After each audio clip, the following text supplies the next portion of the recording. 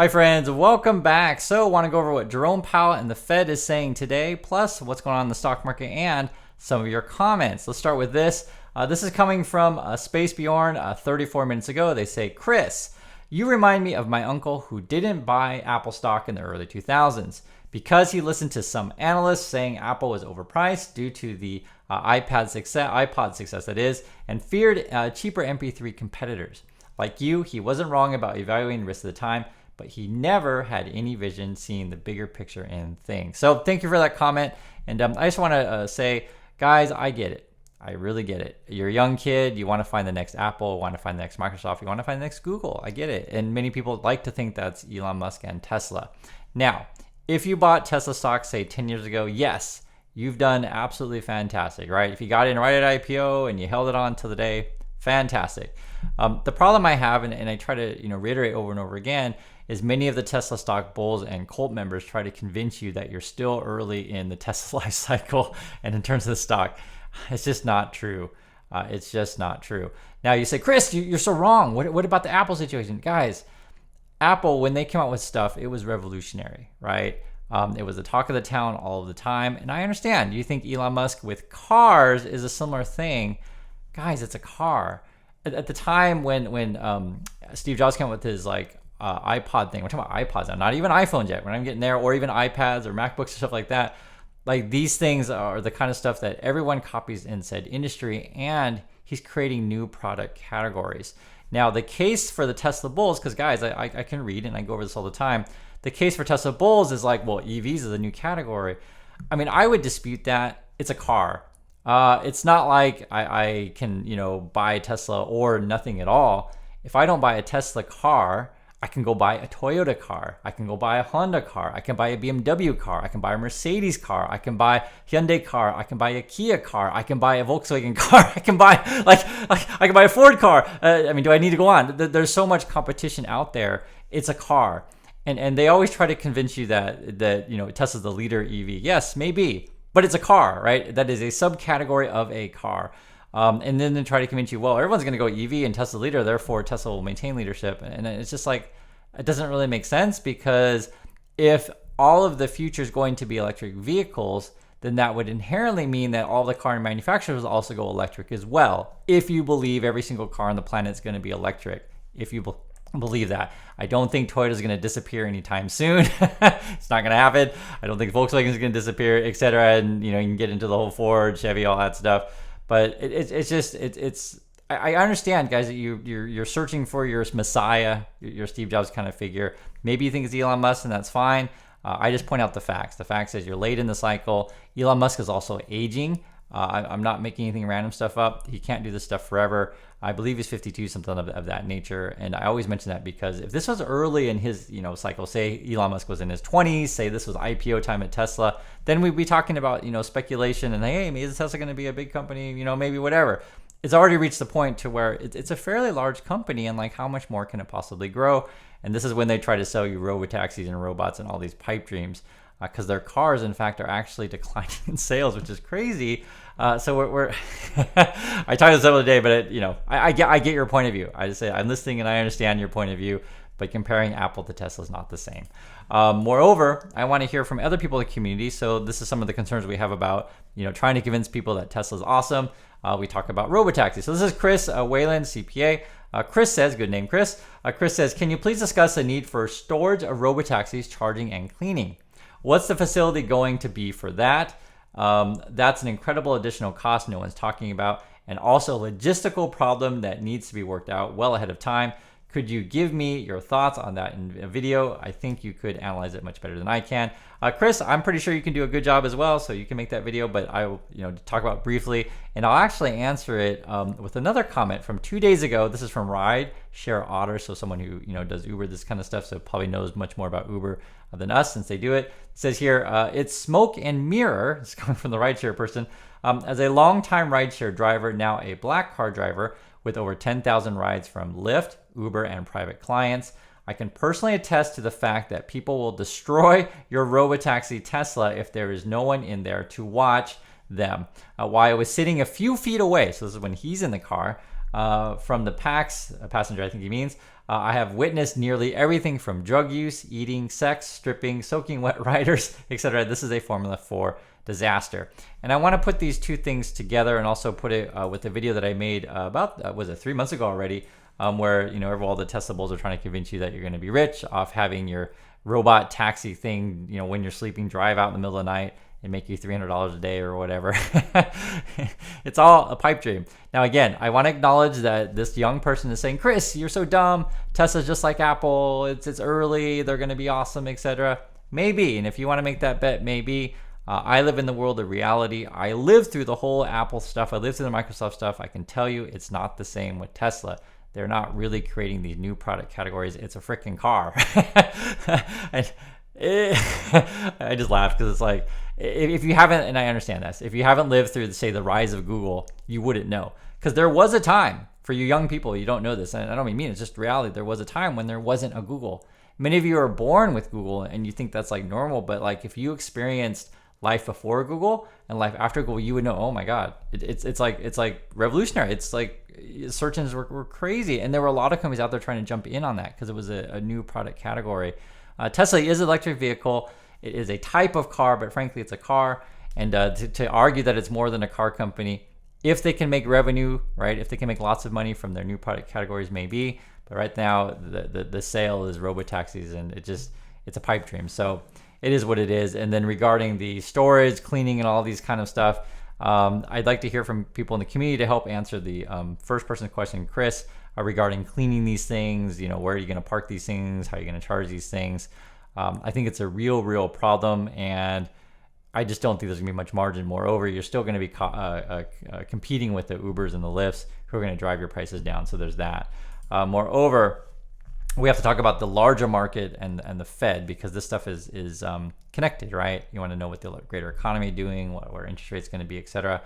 Jerome Powell was actually talking in front of the Senate today, and this is from Bloomberg. They had some takeaways. I just want to go through it so we kind of have an idea what they're saying. And this is what it is. So it says here, Powell left the Fed's options open on when the central bank will cut interest rates. Okay, so it could be any time. It's open, which markets are pricing is likely. So the markets think it's going to be September. But remember, the markets can get it wrong because last time, was it like a year ago or so or whatever, markets were saying it was going to be 6 cuts this year. And I kept telling you guys, what are they talking about? And it turns out I am more right there than wrong. Whether or not it's going to be September, who knows, right? My personal opinion is they should hold pat this year, but that's what the markets are pricing now, September. This comes from Jerome Powell. He said he told senators that he didn't expect the next move will be a hike. So he's kind of taking that off of the table. So that would be bullish, I guess. I say I guess because I want to keep going here. But declined to give any timetable for cuts. And quote, I'm not going to be sending any signals about timing of future actions. Although it's kind of funny he's saying it's not going to be a hike. So there's a little bit of a signal there. The chair stressed that there are two-sided risks for policy moving too soon or moving too late by repeatedly highlighting the risk on both sides of the Fed's mandates, full employment and price stability. Powell kept a September rate cut on the table while not fully committing to it. The Fed will make its calls meeting by meeting, he said. He says the same thing every time. More of the things. What else is going on over there? Recent inflation data have shown modest progress, he said. Again, coming from Powell. And more good data would strengthen the Fed's confidence inflation turn to 2%. Remember, that's their goal. They want inflation to hit 2%. And then essentially they want the rate to be neither money printing nor restrictive. I think, what's the word they say? Accommodating or restrictive. I think that's the 2 words they say. But they want to be neutral if they could. And then it says here, unexpected weakness in the labor market could also prompt a cut, meaning that if things are looking pretty bad and no company's hiring and suddenly we're all like out of work, etc., then we're like, okay, we got to cut rates, get things going again. So that's not necessarily a good thing if you're cutting for that reason, right? If the economy is weak. While the U.S. economy is slowing, the labor market is cooling, the unemployment rate remains low by historic standards, and the U.S. economy is the best globally, Powell said. So I looked it up, guys. Unemployment, I think now is like around 4%, something like that. It was high threes for a while, and then I think it just hit 4% recently. Historically, this is what I looked up, is like the average in USA is, I want to say it was 5.69%. So that's the average. And then the high was like 14.9%, something like that.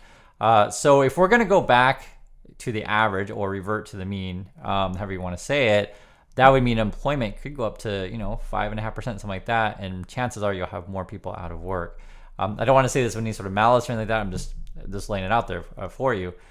because essentially, like if it's too expensive, the cost of money, right, for companies to hire people, or having interest rates higher for longer sort of slows down people buying your Teslas or whatever large purchases. They don't need to hire as many people, right? Things slow, and this is sort of where you want this neutral balance, right? Because essentially, if you make money cheap and everyone's getting it, etc., that essentially sort of helps inflation along. The other problem you have too, which we'll get in a moment, is people still want to get paid more money because they don't feel like they're getting enough to survive in today's world. It's really hard to control for inflation, and cutting at this point, which is crazy. They keep talking about it, and it's kind of the narrative of the market. I still don't think they should. Like I said, I think they should hold pat. But if we do revert to mean, I said, like I was saying, I do think unemployment could go up. Also, this says here, asked separately about a plan to boost capital requirements for the biggest banks, meaning that banks need to hold more money on reserve. The reason why you do that is because you don't want bank runs, or you don't want your banks to be insolvent. The idea, though, for banks' point of view is that I want to essentially take your money as deposits and then loan your money out to other people and then make money on the interest on said loans. And many banks actually overcommit themselves. And this is the question, is like, how much should you actually keep in your bank on reserve? This is said here. Powell said the Fed and other regulators are close to finalizing changes to proposal release in July 2023 and would like to seek public comment on the revised plan before finalizing. Powell said it may be right, but that we end up the final rule beginning in 2025. So we'll see if that's it being. And obviously with the whole meltdown stuff of the was it Silicon Valley Bank, that was certainly a concern. On the reverse side, so for example, say in place like Japan, they're really trying to get people to borrow money to get the economy going. Or say something in China, it was a similar kind of situation as well, where you're actually trying to again get the banks to give out money. But from a bank's point of view, you don't necessarily want to give out money to everyone, because if you give out loans to many people, right, and then people that maybe not able to pay back said loans, I'm sure you guys get the problem with that. You get the domino effect of Joe didn't pay Jack, and Jack didn't pay Jill, and Jill didn't pay Sally, stuff like that. So all of these things are actually really important to track. And ultimately, and this is something that someone asked me before, Chris, is there anything that's not in a bubble? and my response to this, I'm telling you the same thing here, is that our whole system, though, and this is sort of a modern lifestyle, is based on the ability to borrow money to, say, pay for your house, pay for education. And I don't necessarily mean to say that borrowing money is always bad, because that's just our system. Like if you couldn't get a mortgage for your home, it would be difficult for people to become buyers and essentially, live, quote, the American dream. That enables people to do that. But there is a cost to that, obviously, the cost to borrow money.